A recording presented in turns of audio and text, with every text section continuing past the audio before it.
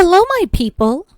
It's your Negro with APTitude and host of the BLACKboard, Mickee Lee. Hey there.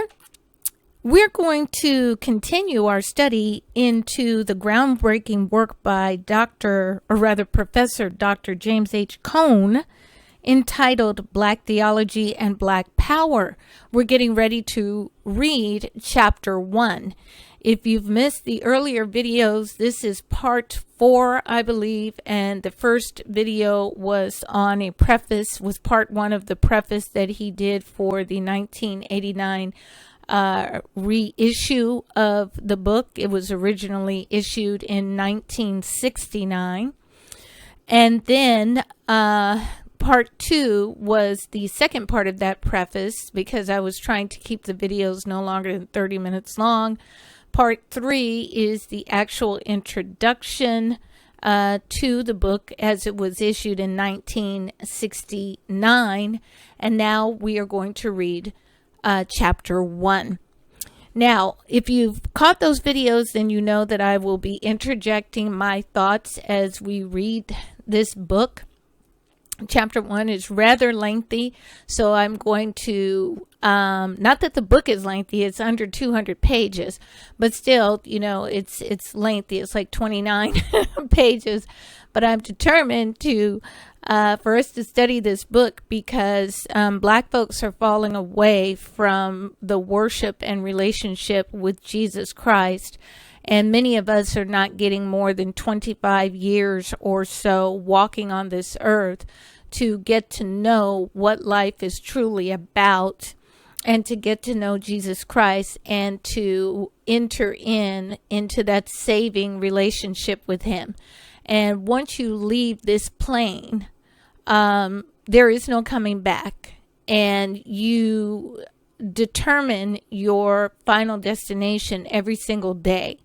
And so if you have not given your life to Jesus Christ, and the Bible is very clear on what a life given to Jesus Christ looks like, if you have not done that, then you are playing yourself.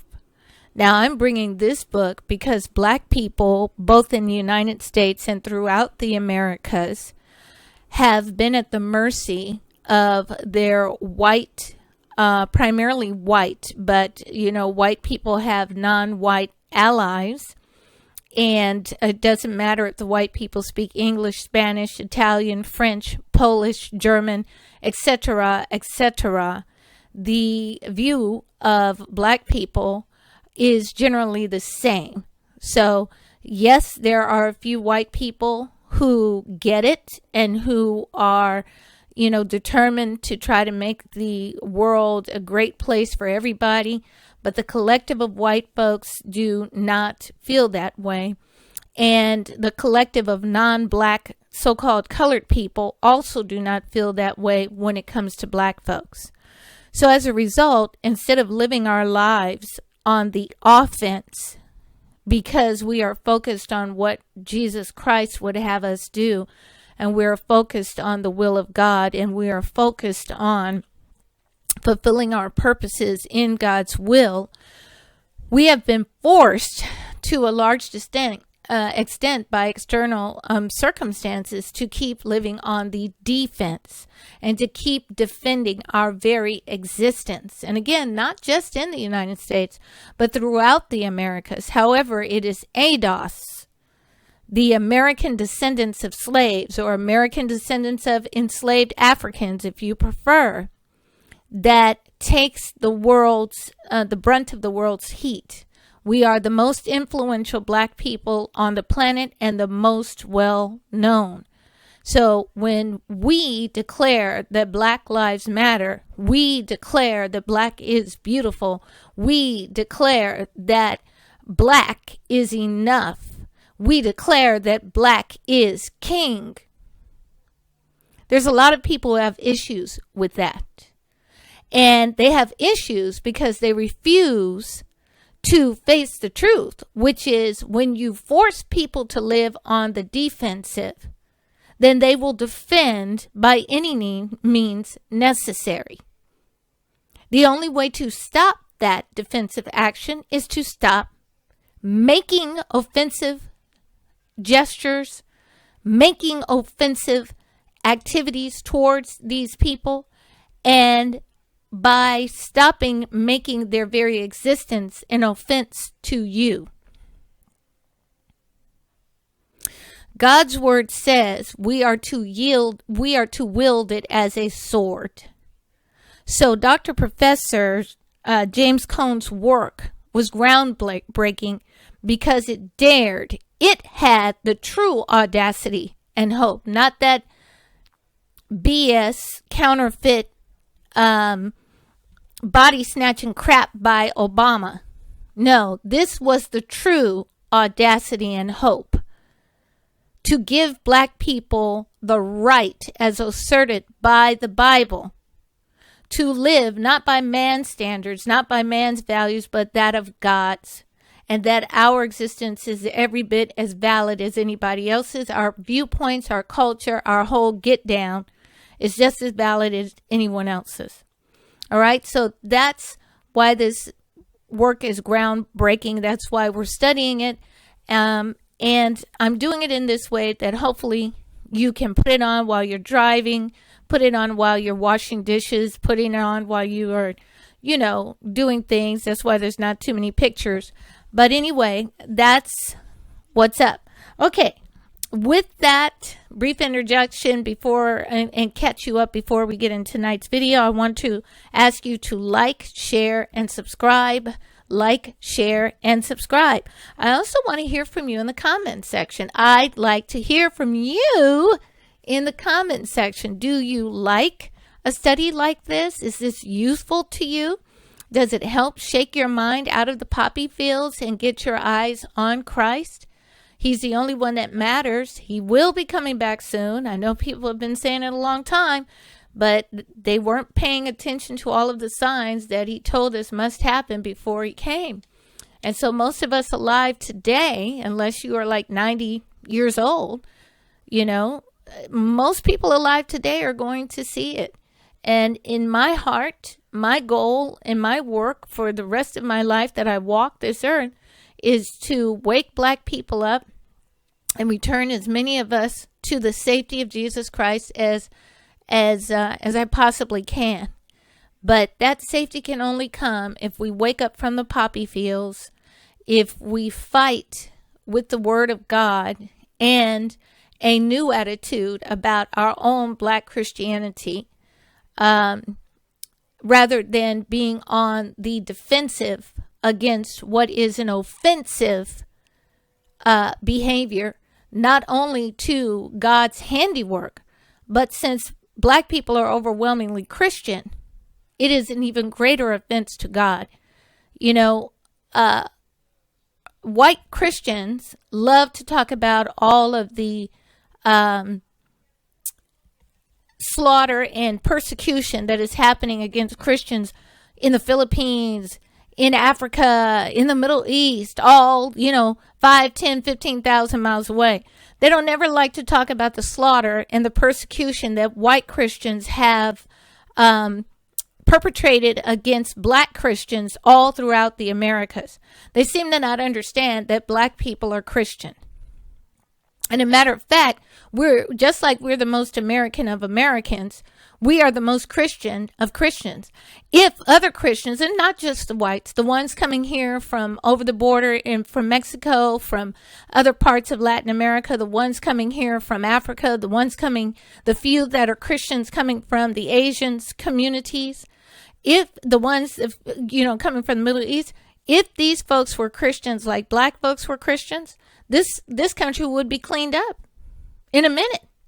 It would be cleaned up in a minute. We would have done away with anti-blackness a long time ago.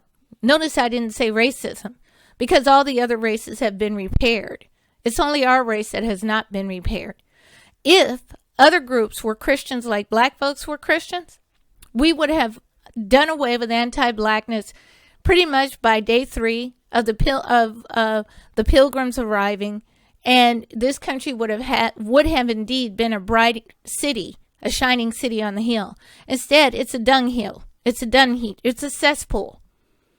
And, we've got to survive what's coming.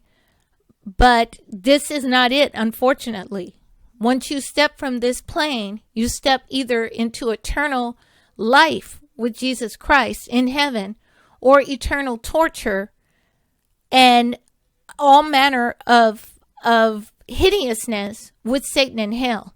We've been played too many times, too many ways here on the earthly realm, and my channel is devoted to giving you the education and the empowerment you need to wake up on the right side of eternity. All right, let's begin. Chapter 1, Black Theology and Black Power, by Dr. Professor James H. Cone. Chapter 1, Towards a Constructive Definition of Black Power. If there is no struggle, there is no progress. Those who profess to favor freedom and yet depreciate agitation are men who want crops without plowing up the ground. They want rain without thunder and lightning. This struggle may be a moral one, or it may be a physical one, or it may be both moral and physical, but there must be a struggle. Frederick Douglass. What is Black Power?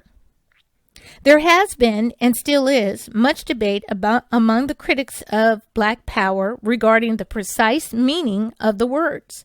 The term Black Power was first used in the Civil Rights Movement in the spring of 1966 by Stokely Carmichael to designate the only appropriate response to white racism. Since that time, many critics have observed there is no common agreement regarding its definition. In one sense, this fact is not surprising, since every new phenomenon, passes through stages of development, and the advocates of Black Power need time to define its many implications. But in another sense, this criticism is surprising, since every literate person knows that imprecision, the inability of a word to describe accurately the object of reality to which it points, is characteristic of all languages. The complexity of this problem is evident in the development of modern analytical philosophy. We are still in the process of defining such terms as democracy, good, evil, and many others. In fact, the ability to probe for deeper meaning of words as they relate to various manifestations of reality is what makes the intellectual pursuit interesting and worthwhile.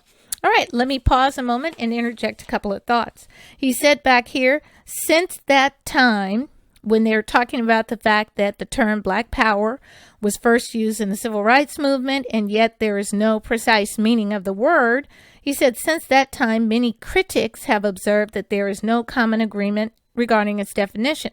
I want to explain to you. First of all, I want to ask the question, why should there be a common definition, a common agreement of the term? Black people know what Black Power means. See, this is an example of where non-blacks, and primarily whites, trip Black people up. Because they start saying, well, what does that mean? Well, this one said that it means this, and that one said that it means that, and that was it. I mean, I might want to support you, but I'm not exactly sure what it means. Does it mean that you hate me just because I'm white? Now, I've told you guys I'm a Christian. I'm trying to be. If you've watched my videos on my testimony, I've told you that I fell away for several years. I mean, like 10 years at least. It could be more than that. And it was behind the way I saw Black people still being treated, even though they praised God. And I was convinced that God didn't care. And I was convinced that he was a hypocrite. And I was convinced that Black people who remained praising him were idiots. And now I wouldn't have never say that. But, that's what I thought. They were just gullible. And I don't mean idiots as in, like, the real nasty definition of it. I meant simple-minded. They just, were too simple to understand what was going on. Except there was the pesky problem of hell.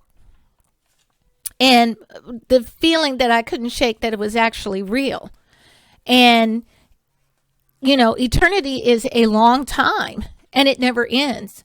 And I didn't want to wind up on the wrong side of eternity. But still I was enraged. So, one of these tactics that white folks use and their allies use is, well, what do you mean? And so while you're trying to give them a definition they can stomach, the problem is, it doesn't matter what we mean. We know what we mean. We're in the group. It's like if you have a group of fat girls, okay? Now, I may have cellulite. I may be small, but have cellulite. That doesn't mean a group of fat girls is going to accept me into the group, even though I have a body that is less than 100% on topic. But one thing's for damn sure. I can't ride up in that group and call another one of those girls fat. Only the fat girls in the group can call the fat girls fat. You know why? Because fat girls know what it is to be fat. Even if their skin is smooth, even if they don't have any blemishes, even if they're fine as wine, they're as pretty as Layla Rashawn, they're as as fine as whomever you think is fine. Okay? Even if they floss like what is the child's name? Lizzo. I like Lizzo. I don't care what nobody say. If they're as fine as Lizzo and if they floss like Lizzo. But guess what? Only a fat girl can call another fat girl fat. Because only fat girls know what it is to be fat. And therefore, they don't need to explain to someone who is not fat what it means when they say whatever terms they use with other fat girls. You dig? So if the people really wanted to help black people, was really on point with black people, they could care less what black power mean. They would be focused on how to help us get it. All right, back to the book. I have to interject this other part here, too. He said, we are still in the process of defining such terms as democracy, good, evil, and many others. Well, here's the problem. Humans were never intended to define that. That's God's role, and he already has defined it. It's in the Bible. So if we follow what God says is good and we avoid what he says is evil, we be all right. Continuing. But if communication is not to reach an impasse, there must be an agreement on the general shape of the object to which a term points. Meaningful dialogue is possible because of man's ability to use words as symbols for the real. Without this, communication ceases to exist. For example, theologians and political scientists may disagree on what they would consider fine points regarding the precise meaning of Christianity and democracy. But there is an underlying agreement regarding their reference. I must interject just a brief thought. Many people call the United States a democracy. It is not. It is a republic. And if it was a democracy, the alphabet soup people wouldn't have the power they have because they are less than 10% of the population. I think it's around 6 to 8% who openly profess it, who openly profess their sexual behaviors. And so if 90% of the population is not that, they would have been squashed a long time ago. But this is a republic. If it were a democracy where the majority rules, they would have been squashed. Moving on.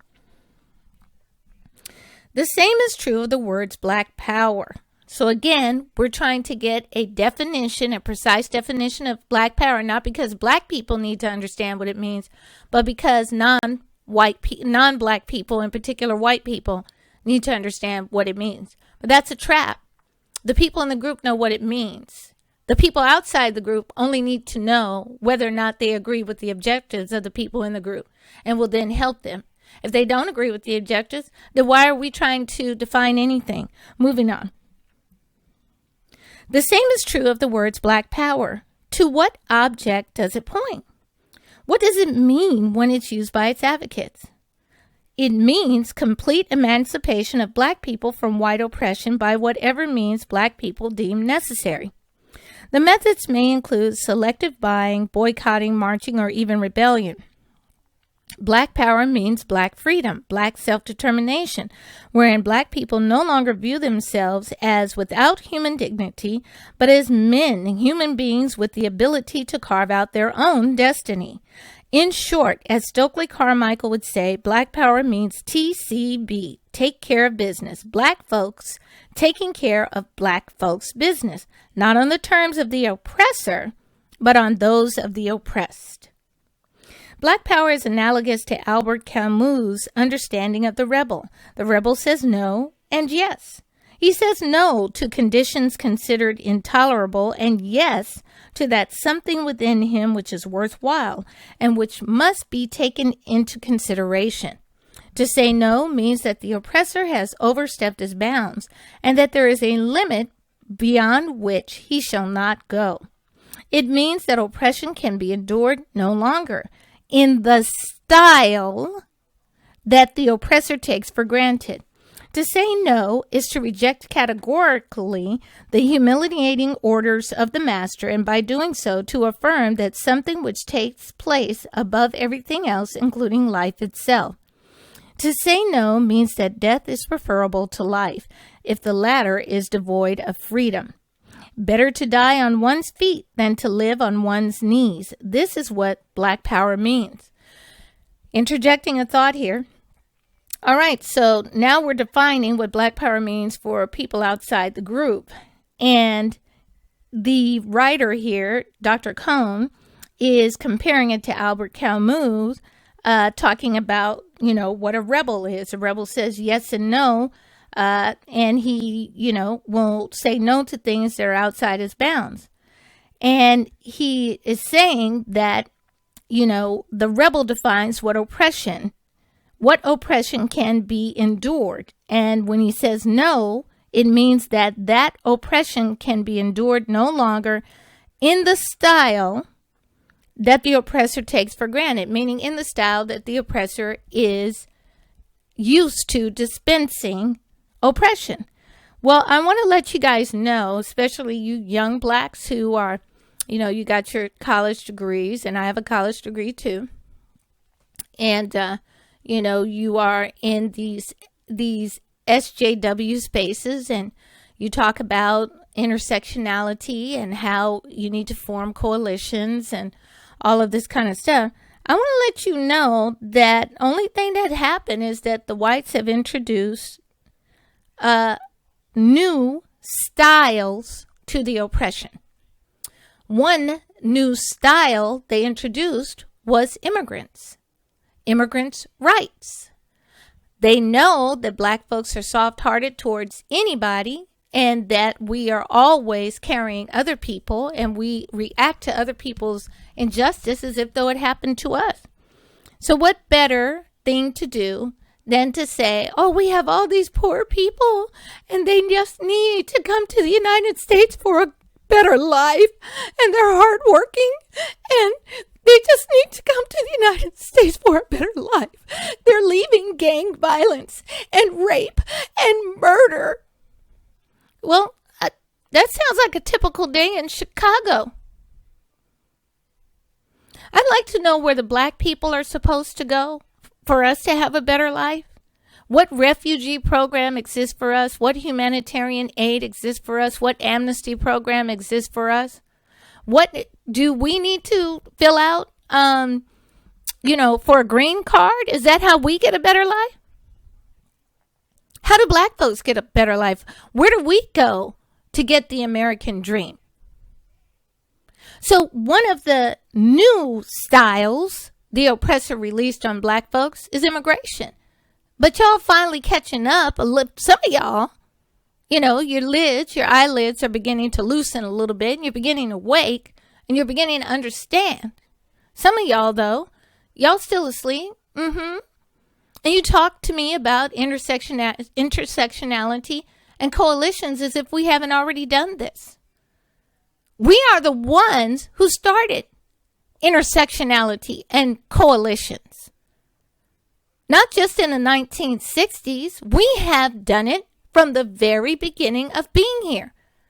The problem is, it's taken us 400 years to understand that other people do not think the way we think. They don't feel the way we feel. They don't carry our burdens. The closer they get, and the first group to do this was the Jew.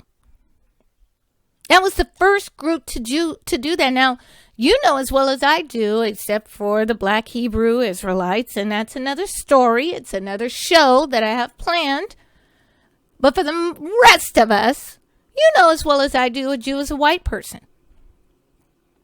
Okay? It's a white person with a non-Christian religion. Jew. Jesus was a Jew. All right? And unless you're in the Middle East and you're used to these different tribal clothings, you're used to different, tribal customs and the way people speak and, carry themselves that would let you know that they're from a different tribe, they pretty much look alike to us. So if they weren't wearing the small hat, the yarmulke, if they weren't wearing the, beard, facial hair in a certain way, and the ladies weren't, we wouldn't know that they're Jewish. They'd have to tell us. Even the last name would not necessarily be a clue. But early on, there was separation between the Jew and the Gentile, and the Protestant, rather. Okay? But in these last 60, 70, 80 years, since World War II, they definitely have gained in popularity in the United States and in power. And, they have set themselves up as the liaison between black folks and the Gentile whites. It's made them incredibly rich, but it certainly has not made them, our allies, even though we covered them early on. Same thing can be saying for the Hispanic. We're figuring because they got melanin and because they had cries of oppression that their situation was the same as us. But I can tell you dozens of towns in California where I have seen black people, Richmond, California, black people, kept out of the mainstream, kept out of Chevron, which is one of the big employers there, kept out of all kinds of work. Kaiser, after World War II, and then the Kaiser shipyard shut down and black people were ostracized and segregated in Richmond, California. I'm not talking about Richmond, Virginia. I'm talking about Richmond, California. I'm in the Bay Area. I'm talking about Richmond, California. And you had a lot of Southern blacks come up from Texas, from Alabama, Mississippi, Louisiana, to work in those shipyards during World War II. And then once the shipyards were shut down, they were segregated into places like North Richmond, and the money was pulled out of those areas. And, now in the 1980s, beginning in the 1980s, they started to let in Hispanics. And all of these businesses that weren't hiring blacks put Hispanics in there, even though the Hispanics were 99.9% illegals. And yet local politicians, including black ones, stood up for the illegals when the black males in Richmond were busy killing each other and still are killing each other and going to jail because they don't know what else to do since they don't have a job. Ain't no brown coalition came and said, oh my gosh, this is so terrible. Oh, look at our black hermanos. We should not be here taking these jobs when, we are here illegally. And, our black hermanos have always cared for us and they have always taken care of us. Oh, no, we shall not take these jobs. Or if we get these jobs, we are going to get them into. No, there was nothing like that. Sorry for the terrible accent, but there's nothing like that. They took those jobs in one warehouse situation alone about 4 or 5 years ago. On Christmas Day, ICE raided it, and it was 700 illegals. I said because I wanted to be more careful on my language, only for God's sake.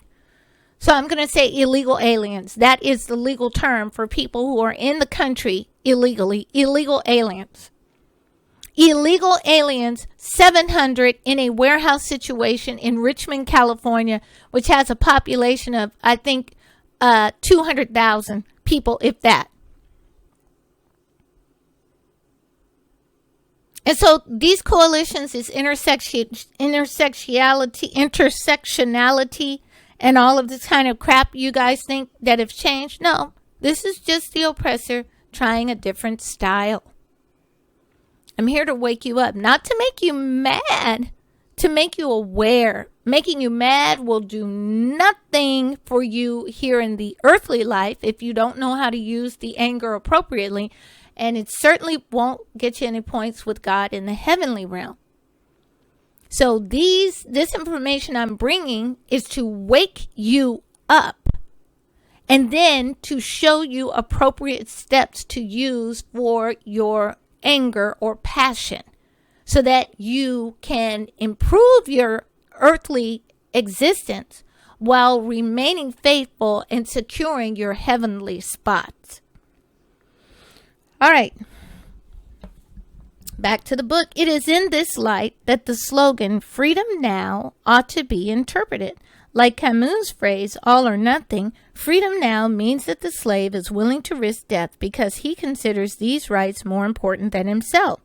Therefore, he is acting in the name of certain values which he considers are common to himself and to all men. That is what Henry Garnett had in mind when he said, rather die freedmen than to live to be slaves. This is what Black Power means. So now the author is comparing the Black Power slogan to various slogans or various other liberation type movements throughout history. A further clarification of the meaning of Black Power may be found in Paul Tillich's analysis of the courage to be, which is the ethical act in which man affirms his being in spite of those elements of his existence which conflict with his essential self-affirmation. Black Power, then, is a humanizing force because it is the black man's attempt to affirm his being, his attempt to be recognized as thou in spite of the other, the white power which dehumanizes him. The structure of white society attempts to make black being into non-being or nothingness. In existential philosophy, non-being is usually identified as that which threatens being. It is the ever-present possibility of the inability to affirm one's existence. The courage to be, then, is the courage to affirm one's being by striking out at the dehumanizing forces which threaten being. As Tillich goes on to say, he who is not capable of a powerful self-affirmation, in spite of the anxiety of non-being, is forced into a weak, reduced self-affirmation. Wow, what a genius. Okay, so this structure of the white society attempting to make black being into non-being or nothingness has not changed. Unfortunately, what has changed is the apparatus or the advocates for black non-being. Unfortunately, in contemporary black America right now, one of the key proponents of black non-being, black nothingness, the attempt to erase blackness, is the black male. Oh, you can't tell the truth about black dudes. Oh, no.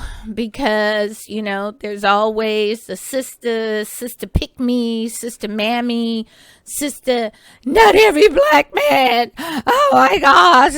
You can't, we won't unify if you can't just be disparaging the brothers. Well, first of all, the brothers haven't acted like brothers in a very, very, very long time. Second of all, not to themselves, not only have they not acted like brothers to black women, they haven't even acted like brothers to themselves. You can look at the data on the murder rates for that. Okay? So while you're worrying about what white people are doing, that's probably not your worry walking down the streets of Chicago, the south side of Chicago. It's another black dude. Okay? And if you're a black woman, it's a black dude. All right? So might as well tell the truth on that. And even though there's relatively few black dudes that are free, if the data is correct that almost half of them are locked up, then you still have a whole lot of folks that are involved in foolery and foolishness that leads to the death of a lot of black people. But aside from that, you have a significant contingent of black dudes that have nothing to do with black women. They're all over social media, vilifying, vitriolic, and hateful, outright hateful towards black women. Okay, and I want to pause here and say black women, not just dark-skinned black women, period. If you've seen some of my pictures, my videos where I've been on camera, you know I'm a light-skinned black woman. You've seen me with various hair lengths. All of it grows from my scalp. My hair grows down to the middle of my back rapidly. And I am a fully black N.W.A.s woman. Okay? Both of my parents were black. Both of their parents on both sides were black. All right? Hope I've checked the black box. But the fact of the matter is, these black dudes don't want to have nothing to do with no black women, period. And so they are routinely all over social media, vilifying, disparaging, hateful, openly hostile to black women. They are celebrating their unions with non-black women. They think they can create black people without a black woman. Sorry, dudes, that mitochondrial DNA only comes from the woman. Furthermore, regardless of the DNA, there is the matter of acculturation, and women can only teach the culture they grew up in. Therefore, if your mama ain't black, neither are you. Then there's the issue of them gassing up the non-black women so that these non-black women think they're better than black women. And these non-black women have the gall and audacity to think their children are something other than they are. So amidst all this chaos, you have a very small contingency of black folks who are just trying to be regular black folks, find some other black folk to get together with and do big things. But it is unfortunate that one of the chief tools of erasing blackness, of advocating black being nothingness or non-being, are black dudes themselves. Back to the book. In existential philosophy, non-being is usually identified as that which threatens being. It is that ever-present possibility of the inability to affirm one's existence. The courage to be, then, is the courage to affirm one's being by striking out at the dehumanizing forces which threaten being. As Tillich goes on to say, he who is not capable of a powerful affirmation in spite of the anxiety of non-being is forced into a weak, reduced self-affirmation. The rebellion in the cities, far from being an expression of the inhumanity of blacks, is an affirmation of their being despite the ever-present possibility of death. For the black man to accept the white society's appeal to wait or to be orderly is to affirm something which is less than essential being. The black man prefers to die rather than surrender to some other value. The cry for death, as Rollo May has noted, the most mature form of distinctly human behavior. In fact, many existentialists point out that physical life itself is not fully satisfying and meaningful until one can consciously choose another value which he holds more dear than life itself. To be human is to find something worth dying for. When the black man rebels at the risk of death, he forces white society to look at him, to recognize him, to take his being into account, to admit that he is. And I guess he also does that, lying between the legs of a white woman. And in a structure that regulates behavior, recognition by the other is indispensable to one's being. As Frantz Fanon says, man is human only to the extent to which he tries to impress his existence on another in order to be recognized him. Now, see, this is what happens when you get your reasoning from man instead of God's word. God's word says man is a creation, the chief creation, the crowning creation of God himself, into which God breathed his ruach, his spirit, a special type of spirit that brought the clay and dust into being in human form. And this man was made to have rulership, co-rulership. And I don't want you to think of the dominant people's,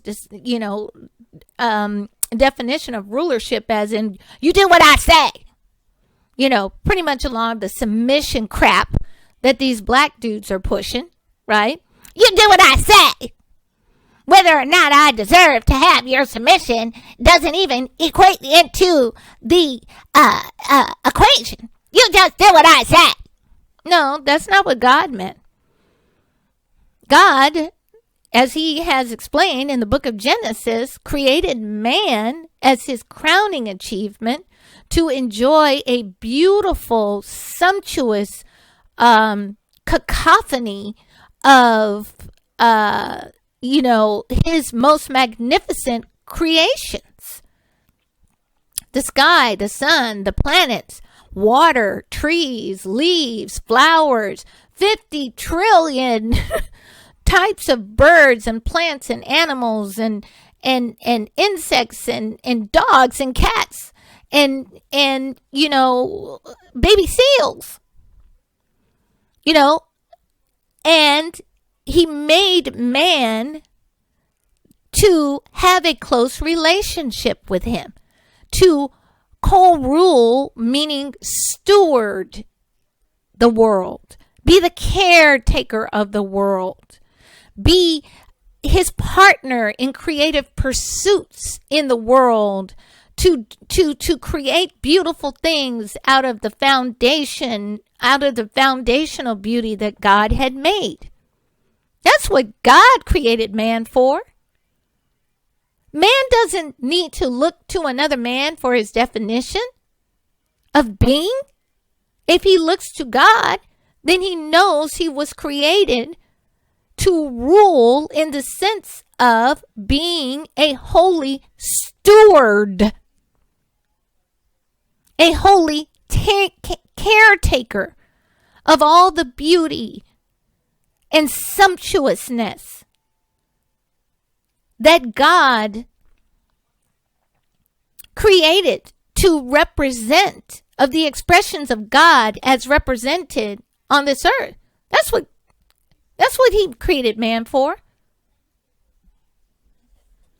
So you ain't got to impose your existence on God. You just got to go to God and be with God. And even when you don't like God, like I haven't, sometimes, many times, when you're confused by God, when you don't know where he is, when you don't know why he is, when you don't know what you're supposed to say, what you're supposed to be doing, when you're pissed off about the losses you are experiencing or the hardships you're experiencing, he wants you to be with him, and then you're reading his word on the daily and asking him, or on the regular at least, and asking him for understanding of that word. You begin to understand that the world you're living in is not the one that he had in mind.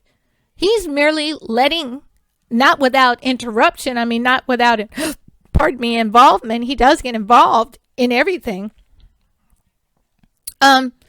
He's letting man's world play out. He's letting the world that man created play out for us to understand that we don't know. And we don't know what we don't know that we don't know. And just like I pointed out earlier about, coming up with the definition for good and evil and all that, our good time was interrupted with that crap. That's in the realm of God. Back to the book. Black power, in short, is an attitude, an inward affirmation of the essential worth of blackness. That's right. Okay? It means that the black man will not be poisoned by the stereotypes that others have of him. Well, I'm not going to belabor this point, but it's not the black man who is not being poisoned. It's the black woman who is standing strong in her affirmation of the essential worth of blackness. Too many black dudes, either boldly and vitriolically or not, are the ones who are dismantling blackness, both with their choices in mates. And I am not against in interracial marriages. I have several in my family. Okay, there's very few black dudes in my family that are with a black woman.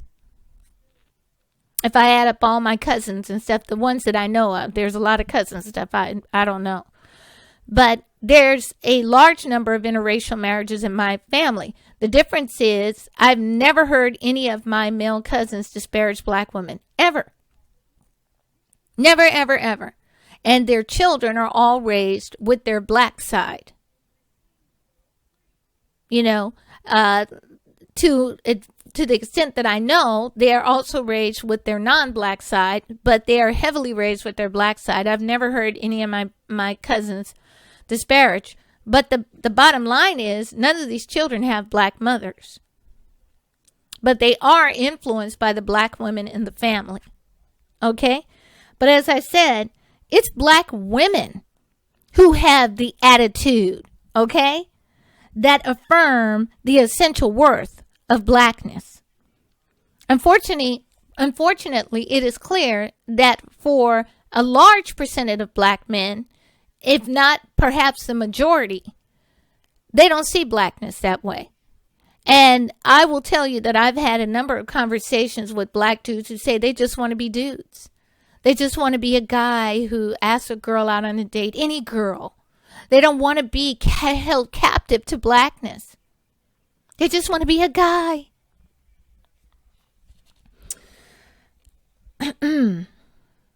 Black power, in short, is an attitude, an inward affirmation of the essential worth of blackness.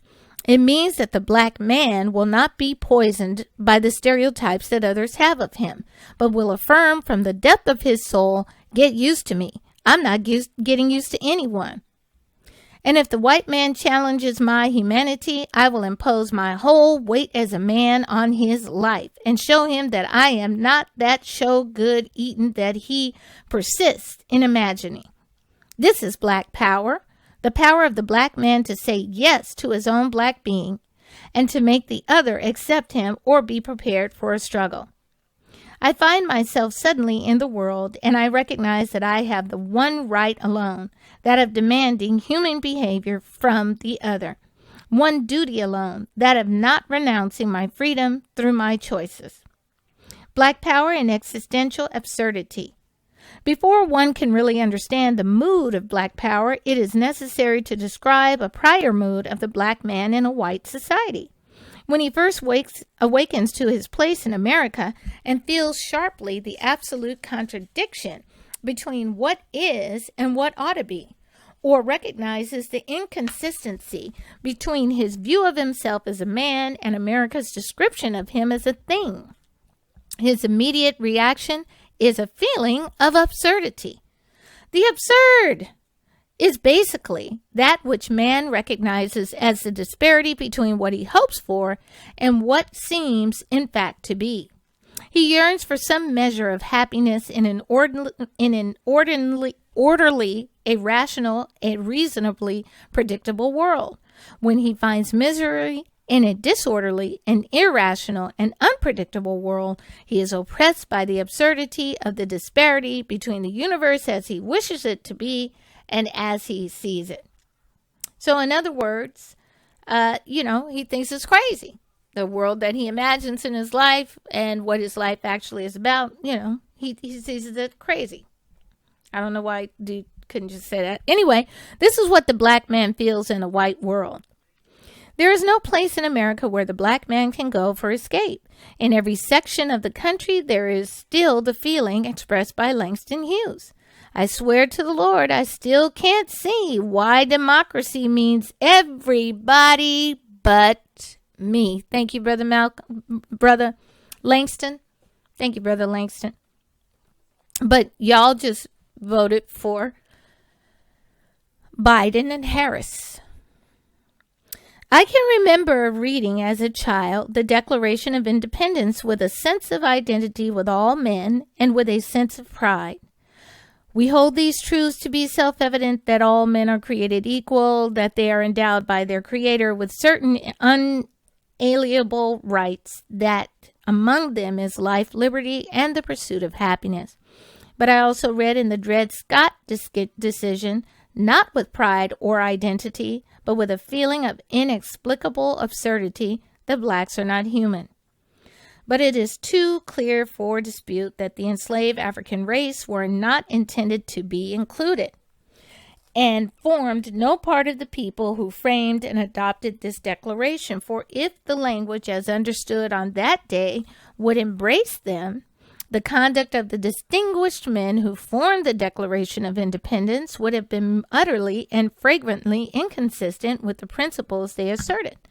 And instead of the sympathy of mankind, they would have deserved and received universal rebuke and reprobation. So in other words, if that Declaration of Independence was indeed intended to include and embrace black folks, then anybody in their right mind would have made sure that black folks were included, or otherwise accuse those who wrote the Declaration of Independence of being absurd, right? They would have received rebuke.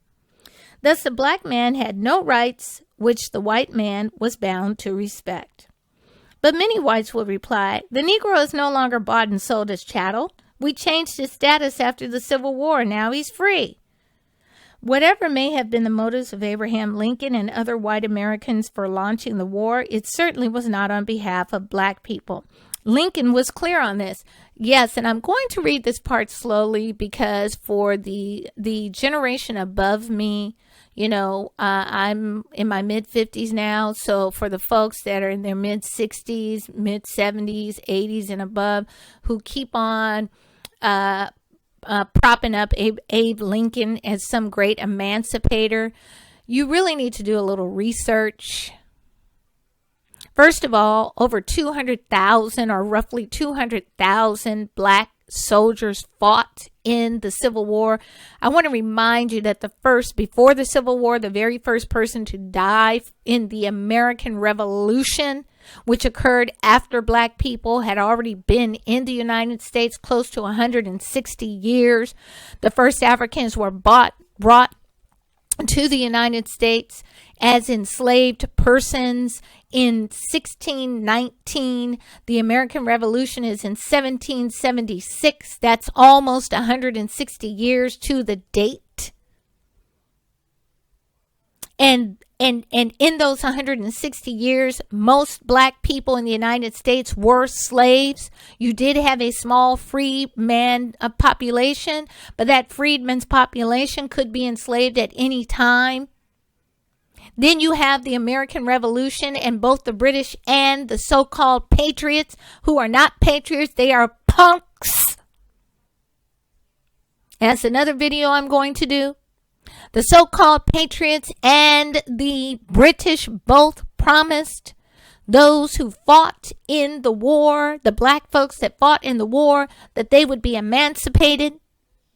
The British took those who fought on their side, brought them up to Nova Scotia in the freaking cold at the top of Canada and dropped them off. You need to do some research on that. Then you will understand that those folks up there in Nova Scotia received the same hate mail from the Canadians, who themselves were immigrants from Ireland, from Scotland, from Wales, and a few from England. Those were escapees too. And yet they were anti-black. Then the so-called patriots, who we know to be punks, because if they weren't punks, this country wouldn't be in the position that it is right now, nor would the country be bearing down on, somewhere around 40 million to 45 million black folks to save it. And half of that 45 million black votes is locked up. Or a good 25-30% of it is locked up. Another 20% of it or more, 30-40% is living in abject poverty. If you weren't punks, you wouldn't be relying on us to save a country that has never done anything for us. Okay, but back to the book. I want to read to you about your boy, Abraham Lincoln.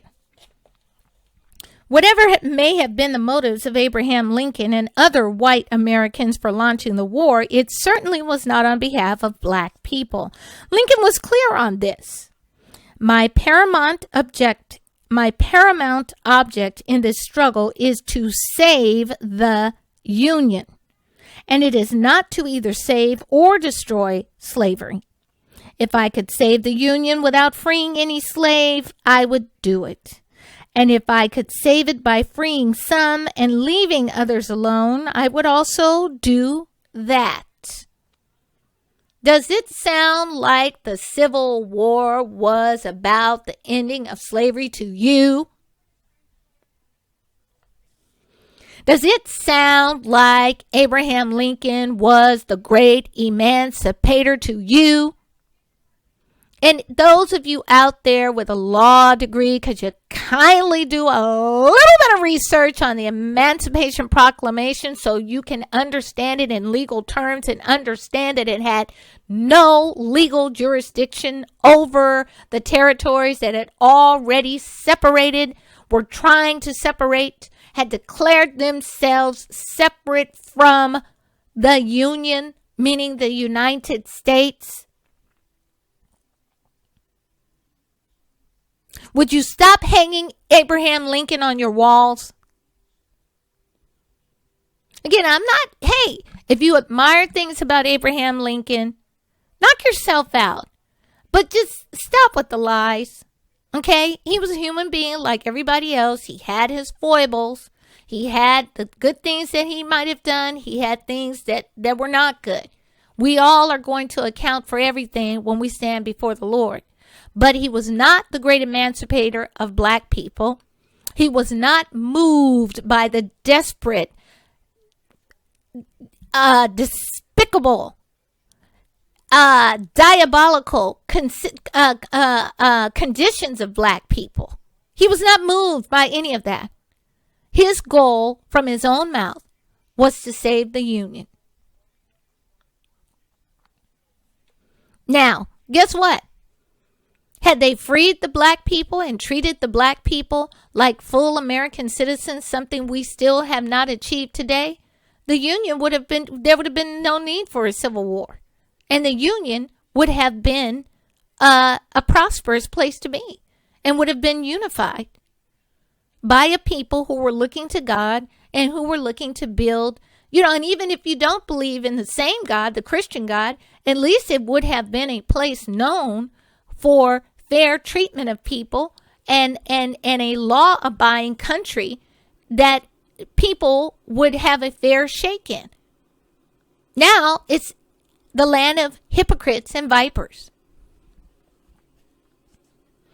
If that quotation still leaves his motives unclear, here is another one which should remove all doubts regarding his thoughts about black people. I will say then that I am not, nor ever have been, in favor of bringing about in any way the social and political equality of the black and white races. Let me start over again for the people on the little bus. I will say then that I am not, nor ever have been in favor of bringing about in any way the social and political equality of the black and white races.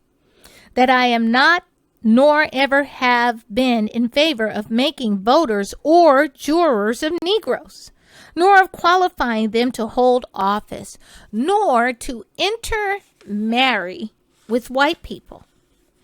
And I will say in addition to this, that there is a physical difference between the white and black races, which I believe will forbid the two races living together on terms of social and political equality. And inasmuch as they cannot so live, while they do remain together, there must be the position of superior and inferior. And as much as any other man am in favor of, and I, as much as any other man, am in favor of having the superior position assigned to the white race. Lincoln's birthday is only a couple of months away, and I will be sure to produce a video. But y'all don't want Harriet Tubman on a $20 bill. And certainly the history of the black-white relations in this country from the Civil War to the present unmistakably shows that as a people, America has never intended for blacks to be free. To this day, in the eyes of most white Americans, the black man remains subhuman. Now, I do have to say he's working on my nerves with this, the black man, but I can forgive him because he said in his reissue 20 years later, he was appalled to find out that he had not talked about black women at all. The problem is 30 years later, this book could read the same way because black dudes as a collective seem to think that they can be off somewhere without black women. And hey, I wouldn't have a problem with that. Black women are the ones opening the businesses. Black women are the ones going to school. Black women are the ones owning the homes and, getting out there and doing it, even when he abandons his kids and even when he has to find himself after being married and for a few years, 5 years, 6, 7 years, and knocked his wife up with 2 or 3 kids, 4 kids, and he got to find himself. Even when he gets a master's degree in real estate. Okay. I wouldn't have a problem. I think we should separate. And I'm going to do a show entitled Why White Women and Black Men Deserve Each Other. Because they have the same spiritual DNA. You see, we don't share the same values anymore. We don't share the same values any more.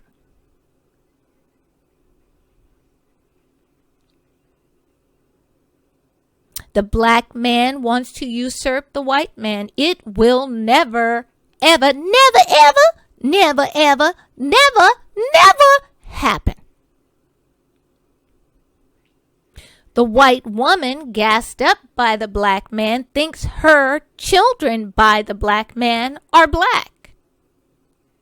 A child is what its mother is. And because she values whiteness more than anything else, even when she's getting that BBC up in there,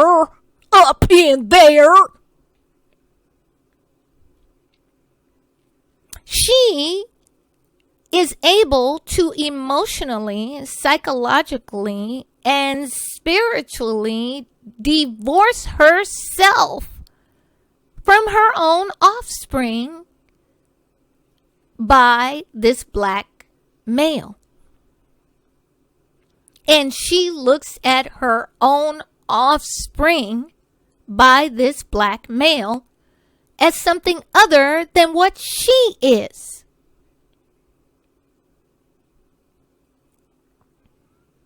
Now, in the past, when these liaisons happened, because if you look at the data, the least stable marriage is between white women and black men. The most stable marriage is between black women and any non-black man. That's the data. So really, economically, financially, emotionally, psychologically, spiritually, judicially, socially, it would behoove black women to separate. Because whether we remain single and unmarried, or we marry someone who is not black, most of the time we are living a much better life than we would if we're married to black dudes or involved with black dudes. The data shows this. There was a study released just two or 3 years ago, that showed the number one factor in black women's poverty was dealing with black dudes.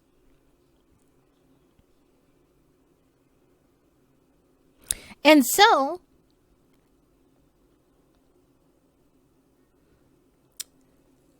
while this distinguished gentleman, Professor Dr. James Cone, is writing about the black man, and yes, he did, come to recognize the fact that he had, not included black women.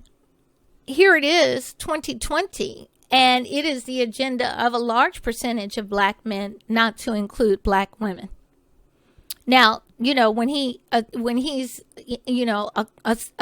accosting us, not necessarily assaulting, but accosting us at any store, anywhere in the United States. We can't walk in and out of a store and go on about our business at shop because, sister, can you help a brother out? You got a couple dollars? Why, yes, I do. Could you help a brother out? Why, no, I can't. Could you know, brother, how I got this couple dollars, brother? It's from getting up, going to work, brother, to feed the kids that you left me with, brother, to feed the kids that you swear the government kicked you out of the house, even though all the data shows the only reason why the government finally responded to my poverty-stricken, starving to death kids is because you had left the house 20, 30, 40 years before the government ever responded, brother. I want to explain to you that this is a spiritual situation. And I'll do shows very specific on that, and I promise you shorter than this one. But black men, you are being judged. The whole world is being judged, but I'm trying to let you know the number of you that are out there homeless, the number of you that are living like scavengers, the number of you that are living like predators, the number of you that are living far below the standard that God had in mind when he created you. That ain't got nothing to do with no white people. Ain't no white man told you not to wear a belt. Ain't no white man told you to have your underwear showing. That it can't be for women, because no real woman is interested in a dude that's got his behind hanging out. Ain't no white dude told you to stand on the corner smoking weed all day instead of getting yourself in a trade. If that's the least, there's so many more programs for black dudes than there are for black girls. Ain't no white dude told you not to get in those programs. But a lot of those programs are funded by white dudes. Ain't no white dude told you to hate and cuss black women. You don't ever see no white dudes publicly eviscerate white women. And they got a lot more. They got plenty of reason to do that. Because white women are treacherous. Their loyalties are treacherous. They're no loyal to no one. A white woman is no more loyal to anyone than she is herself. Even right now, they have that Me Too movement that they hijacked from that poor black woman. They've turned it into a hate fest against white dudes. White men, even when they're husbands, white sons, they're not safe. But black dudes think that they can separate from black women and they can, do it up golden. Son. And again, this is not about interracial marriage. I mean, if I decided to marry, it would be unlikely that it would be with a black dude. Certainly not one from the United States. Highly unlikely. When I used to date, I dated international. Internationally, may the best man win. And the only reason why I'm single is because that's what I want to be. That's what works out best for me. But even in my old age right now, and body not like it was even 15 years ago, you know, I can flip that script easily. So it's not about interracial dating. That's okay with me if the motives are right. I mean, at the end of the day, you're both creations of God. But in most of these interracial unions between black males and non-black women, it's not about love. It's not about enjoying life. It's not about getting together and making a nice, warm, fuzzy place in the world and, you know, maybe helping your neighbor and helping to make other areas of your community nice, warm, and fuzzy. No, it's about vitriolic and hatefulness towards black women. These non-black women being gassed up to think they are as, you know, they're better than black women. All the while, you know, wanting to be in the sister girl circle with their talons, claws hidden. But it comes out every once in a while, Jeannie Mai. Okay? And black dudes trying to usurp white dudes. White men, I should say, because men produce, provide, and protect. So black dudes trying to usurp white men. That's pretty much the MO among most of these relationships. And we know that because they're all over TikTok, they're all over YouTube, they're all over social media, Twitter, Facebook, blah, blah, blah. They always got to drag black women into it. Yeah, you know, got to get a snow bunny because black women, black women, black women, black women.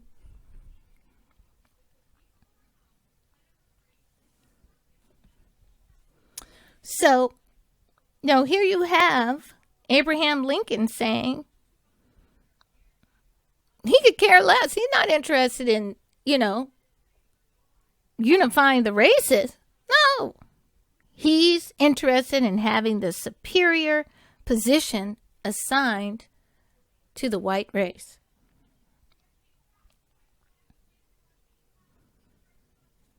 All right? And so, as much as blacks and whites probably need to separate now because we don't have the same we don't have the same values either. We don't have the same spiritual outlook. The same is probably true of black men and women. We don't have the same values. We don't have the same spiritual outlook anymore as a collective. Anyway, I'm going to read a little bit more of this and then, you know, that's going to wrap up chapter 1, even though I haven't read all of it. I don't want this video to go on and on. This might be more entertaining if I were on camera, but I'm not, so. Back to the book. And certainly the history of the black-white relations in this country from the Civil War to the present unmistakably shows that as a people, America has never intended for blacks to be free. To this day, in the eyes of most white Americans, the black man remains subhuman. Black people. Okay? Yet Americans continue to talk about brotherhood and equality. They say that this is the land of the free and the home of the brave. They sing, "My country 'tis of thee, sweet land of liberty." But they do not mean blacks. This is the black man's paradox. The absurdity of living in a world with no rights, which the white man is bound to respect. It seems that white historians and political scientists have attempted, perhaps subconsciously, to camouflage the inhumanity of whites towards blacks. But the evidence is clear for those who care to examine it. All aspects of this society have participated in the act of enslaving blacks, extinguishing Indians, and annihilating all who question white society's right to decide who is human. But I would add to that is, while we carry the mantle, again, for the yellow man, the red man, the brown man, the beige man, once the white people decide that they are human, then they collectively decide that we are not. They are happy to join the white man in determining that black folks are not. Back to the book, I should point out here that most existentialists, and I need to add to this, even the Africans come and they join in and they decide that we are not human. Now, they may not go that far, but they certainly have decided we are not deserving. I should point out here that most existentialists do not say that man is absurd or the world is absurd. Rather, the absurdity arises as man confronts the world and looks for meaning. The same is true in regards to my analysis of the black man in white society.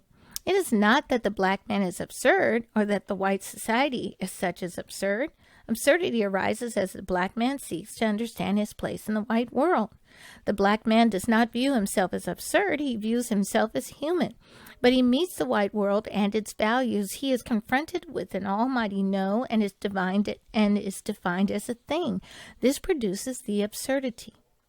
The crucial question, then, for the black man is, how should I respond to a world which divides me as a non-person? That he is a person is beyond question, not debatable. But when he attempts to relate as a person, the world demands that he responds as a thing. In this existential absurdity, what should he do? Should he respond as he knows himself to be or as the world defines him? The response to this feeling of absurdity is determined by a man's ontological perspective. If one believes that this world is the extent of reality, he will either despair or rebel. According to Camus, the myth of Sisyphus, suicide is the ultimate act of despair. Rebellion is epitomized in the person of Dr. Bernard Rieu in The Plague.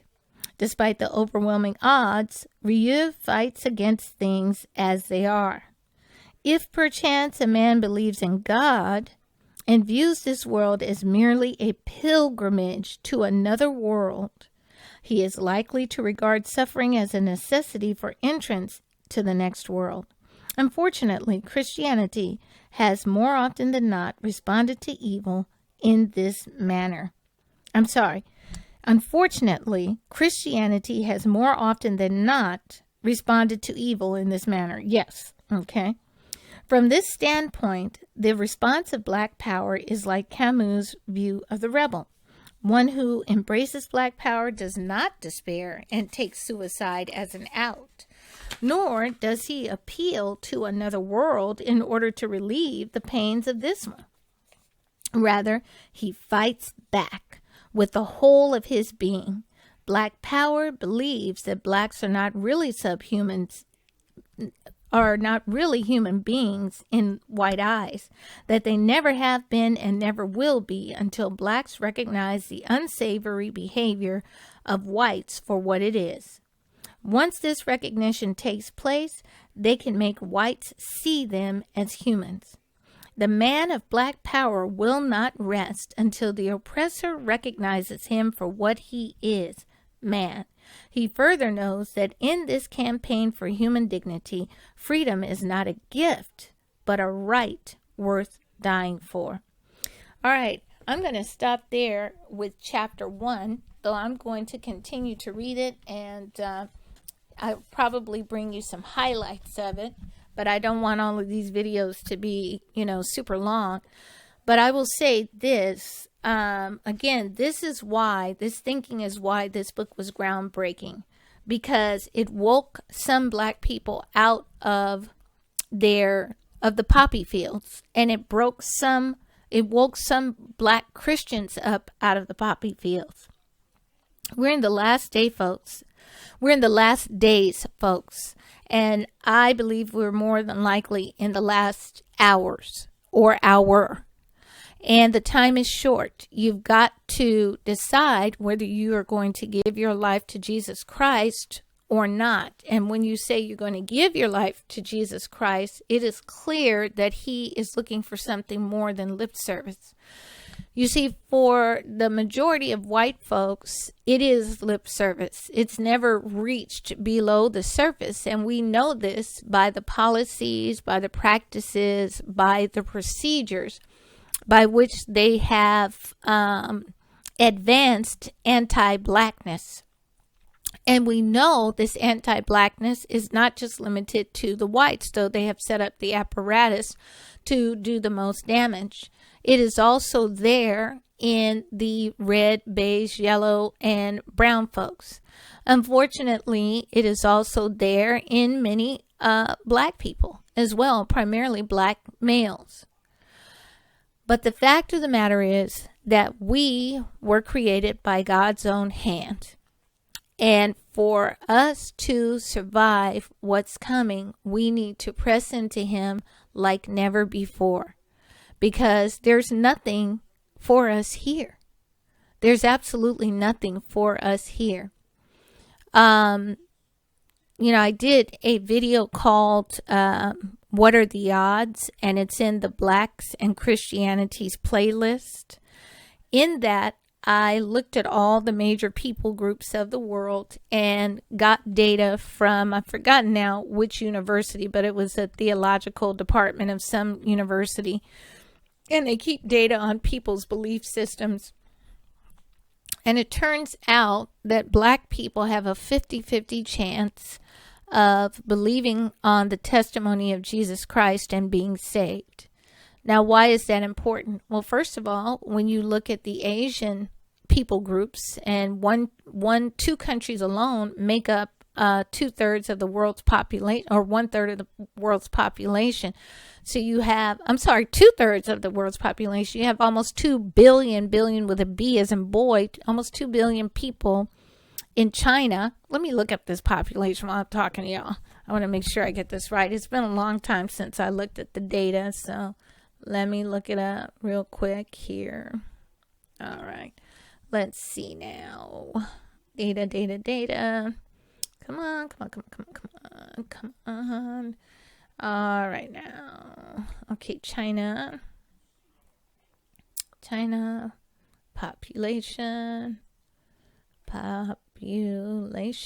Yes, China population. China population as of 2020 is 1.4 billion in 2018. So as of 2020, we'll just say a solid 1.4 billion. Yeah, it's a little over 1.4 billion in China. Okay. And then you have India, which is right around the same 1.4 or 1.5 billion. There's 7 billion people on the earth together. So when you add the 1.4 billion of the Chinese and you add the 1.2 or 3 or 4 billion of the Indians, okay, in India, then you're coming up with something like 2.5 billion. So that's 1/3 of the world's population between those two countries alone. Yet the chances of them hearing the gospel of Jesus Christ, first of all, hearing it, okay, is very low. Then secondly, embracing it is even lower. It's something like 3 to 6% on average with each country.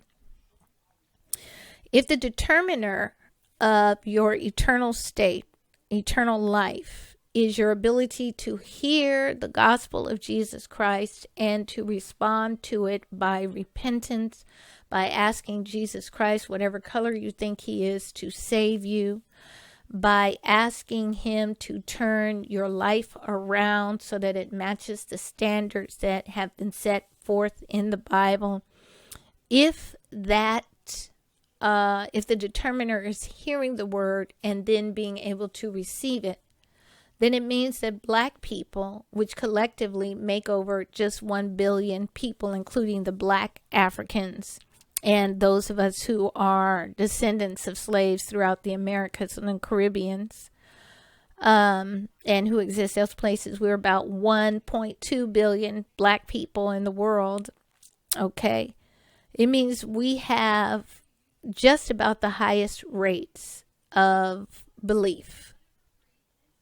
This means that despite all our earthly troubles, our earthly sufferings, that somehow we have been, I believe, created, orchestrated, imbibed with a special DNA, a special spiritual DNA that allows us to respond to God's call. The time is short, folks, and as I've said, this channel exists to educate you and empower you so that you wind up on the right side of eternity. In order to empower you, you must have the right education. You must have the truth. And, I'm not setting myself up as any type of guru. I do research. If y'all write in the comment section and say, no, you was wrong about this, check this out, check that out, I will check it out. If I'm wrong, I'm going to say I'm wrong. I don't have no dog in being right. I just have a dog in being righteous, meaning living according to the standard of Jesus Christ. I get there probably a good 5 minutes every day. And then the rest is, I'm sorry, Lord, I shouldn't have done that. Yes, Lord, I probably should have thought about it this way. Well, Lord, I can't really say I'm sorry because this person pissed me off and they did this and this and this. And, and at this moment, I'm not sorry. So, but the thing of it is, I am striving and I am working out my faith with fear and trembling. I'm before the Lord quite frequently, burdened with our people not wanting us to have suffered all of these atrocities, the worst atrocities the world has ever known, and for our ancestors to have gone through that and still praise the name of the Lord. And now we are living a very cushy and confused life that has us emulating the worst of white people. And I say that because they're the ones that came up with evolution. They're the ones that came up with eugenics. They're the ones that have come up with, a distortion of the Bible. And here we are beginning to embrace this stuff that in my day was called white folks-ish. And black folks stayed away from it. Now we're co-signing it. And the thing of it is, we're not even as good as Esau. Esau got a bowl of soup for his birthright. We ain't getting nothing. So I want y'all to wake up. I want you to wake up. And that's what this is about. I am unafraid to take on head on with the power of the Holy Spirit, to take head on many of the themes and the issues that are causing black folks to fall away. I can understand falling away from the church. It is especially the larger church, is an anti-black institution. It's full of vipers and hypocrites. But to fall away from Jesus Christ is to fall into hell. I don't want that for y'all. Okay, that's the end of this particular broadcast. I will come back with chapter 2 and blah, blah, blah. But I hope by now that you're excited enough by this reading that you will get this book and read it for yourself. It is mind-blowing, but you do need to read it and read the Bible. You need to be open to what the Bible says. Now, I hope this brother made it to heaven. But as I've already discussed with you in a number of spaces, and I understand why he wrote the book this way, because, you can't escape being a human. And he's trying to use the Bible to wield it and assert the humanity of black folks. And he's right, but we can't add to the Bible or take away from it. The Bible itself is a weapon. And one of the key weapons we can use, especially when we're dealing with white so-called Christians, or any so-called Christian, is the word says, you shall know a tree by the fruit that it bears. So if it bears rotten fruit, it's a rotten tree. He also says that bear one another up in love. We ain't had no love for no white people as a collective. You got a few? I know a few. I cared for a few. But we ain't had no love from white people as a collective. We've had a level of tolerance.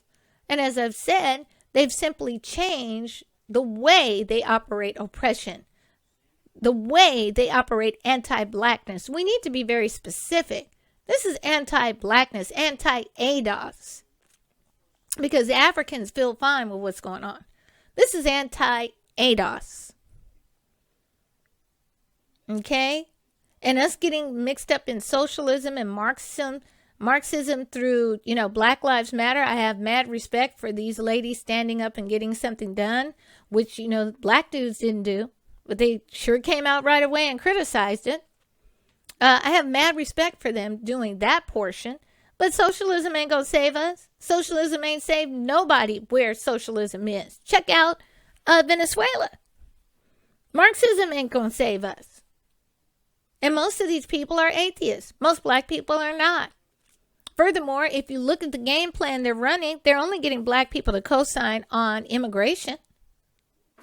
Why is it that the Latinos have the lockdown on I don't know how many industries, including public works, like the people who fix your street and fix your lights and, put down the plumbing and the sewage and put down, a Caltrans and, well, it's Caltrans out here, but I'm talking about major public works. They put in the streets, they fix the bridges, they, put up the street lights, put up the telecommunication. Why do the Latinos have the lockdown? Here in California, at least, you're hard pressed to find any black men doing that job. And my dad in the 1970s was the first black foreman for the major utility company up here.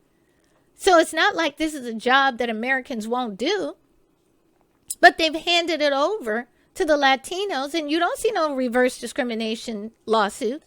You don't see no white people bitching and moaning about how they can't get a job because, the quota was filled and they just gave the job to somebody who didn't have the skills. And in this case, a lot of these dudes most of them should not even be working in the United States. They don't even have the paperwork to work in the United States. And when you're here in California and you pass these job sites, they're speaking in Spanish. And these utility companies, public work companies, a lot of them that are subsidized by the local government, which is taxpayer dollars. If you try to apply for this job as a backhoe person or, operating the dump truck or operating the jackhammer or whatever it is, they're going to ask you if you speak Spanish. Now, what does speaking Spanish have to do with operating a backhoe properly? And that's a job my dad used to do. And again, for those of y'all who can't tell, I'm black.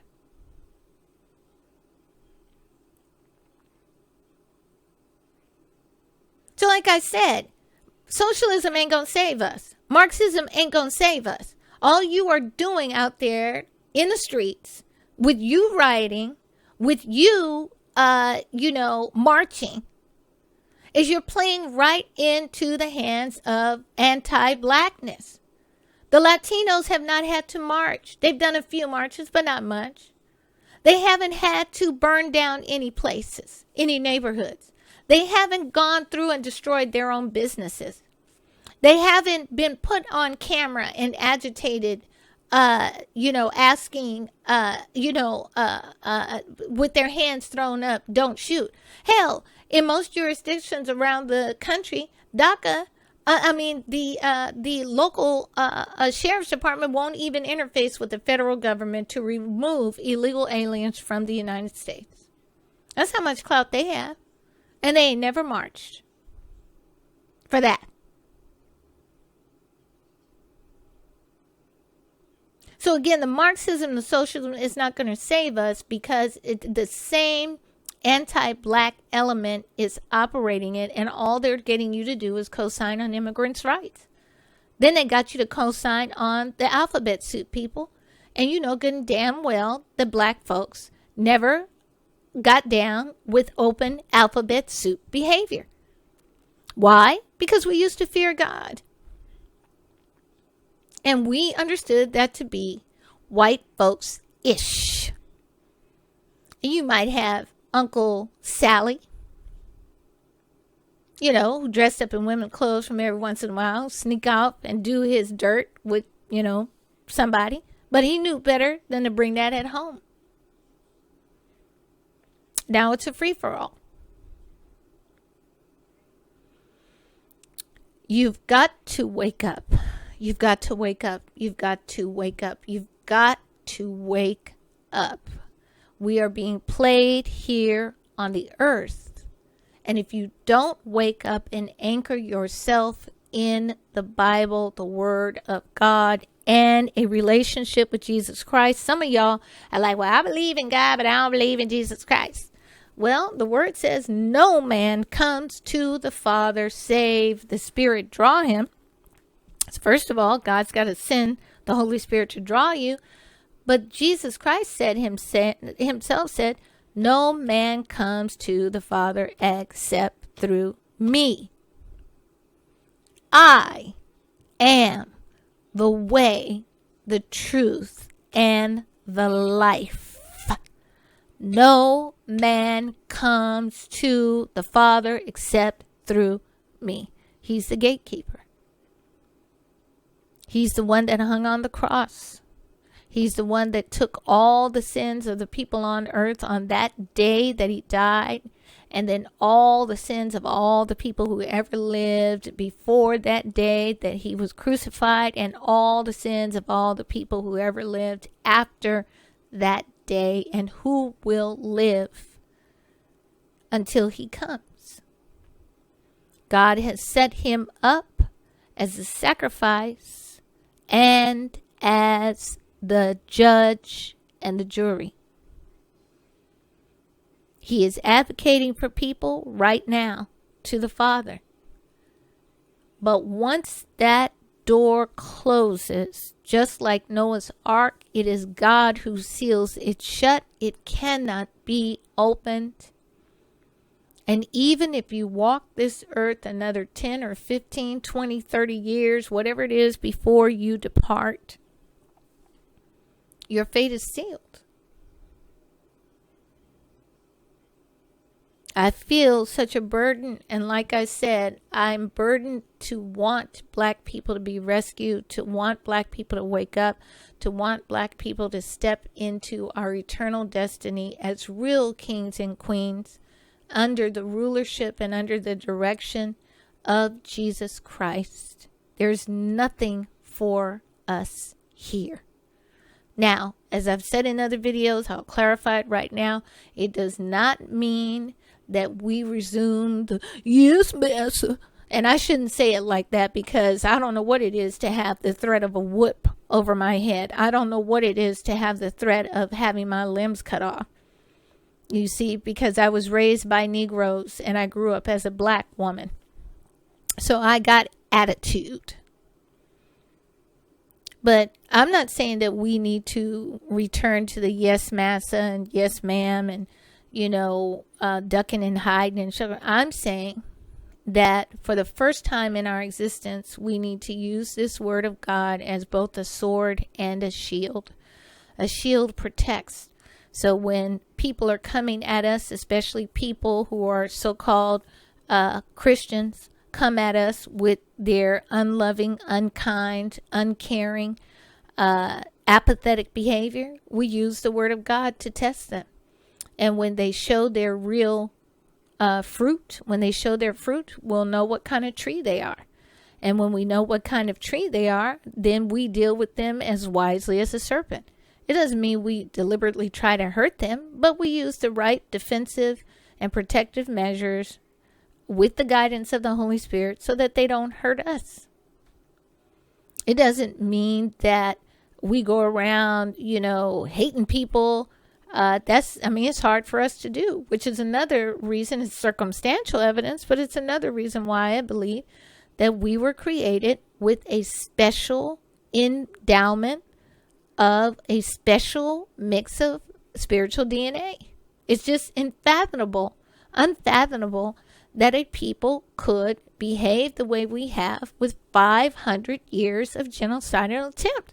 Everybody salivates over the Jews, and again, the Jews are the non-whites in Israel. Please, Hebrew Israelites, don't come in my comment section. I will be doing a video on this to show why y'all are wrong. But, as I like to say, y'all are not right, but you're not all wrong. Y'all are not right, but you're not all wrong. But, the larger church salivates of those people over there, and provides them with all kinds of resources and everything else, and takes the 6 million, even though it was something like 11 to 12 million people. So for every Jew that was killed, there was a non-Jew that was killed. That happened 70 years ago, over 70 years ago. It didn't happen on American soil. Many black people gave up their lives fighting in that war that had nothing to do with us whatsoever. Hasn't improved Jewish-black relationships. They just, find a way to take more money and, do some token work. But it's not, it's not for real. We know that because we can compare what they do for black people to what they've done for the Hispanics. You think the Hispanics came up with that movement?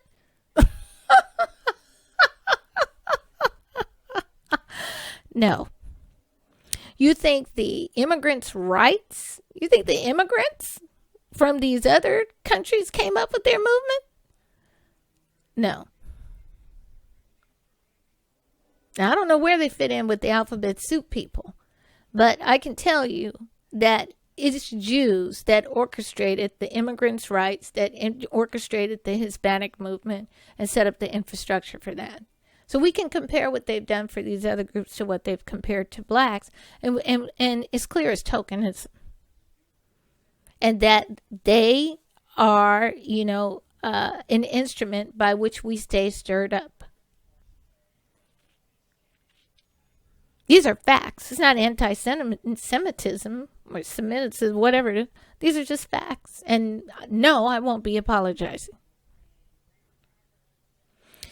So, black folks, N.W.A.s, any folks, but black folks, yes, we have been maligned, we've been abused, and we've been scorned. We've been buked and we've been scorned. But this reality is rapidly coming to an end. This 2020 was merely a warm-up. I'm presenting this information to help you shift your thinking and return to the only one that you need to be concerned with, because he's the one that made you, and he knows that you're a human being. And we need to, this time, wield his word as both a sword and a shield. All right, I told y'all 12 minutes ago I was going to go, and I didn't, but I am going to go now. I hope that this presentation is enjoyable to you. I will, instead of trying to read the whole chapters of each one, I'm going to read it myself, but I'll pick out highlights and different things of each chapter and encourage you to read it for yourself. But again, you must read it with the Bible so that you have the right context, so that even though you know the mind frame of the author, you can see where he veered from the Bible. And I don't care about his theological degree. It's the Holy Spirit that will help you understand. So you can see where he veered off from the Bible and where you just need to compare and contrast that so you don't fall into any trap, you don't misstep. But take this information as validation that your blackness is, black is beautiful. That take it, that your blackness is worth something to God. That's why he spent so much time coming up with so many hues for us when everybody else is pretty much the same color. Okay? It's time to shift your thinking. It's time to return to the one true King, Jesus Christ. It's time to give your life to him, live for him, so that you can be counted among the citizens of heaven. This is your Negro with APTitude, host of the BLACKboard, Mickee Lee, inviting you to like the video, please. Doesn't cost you anything. Like, share the video, please. Share the video, please. Share the video, please. If it's your first time on my channel, please subscribe. And we'll see you on the next one.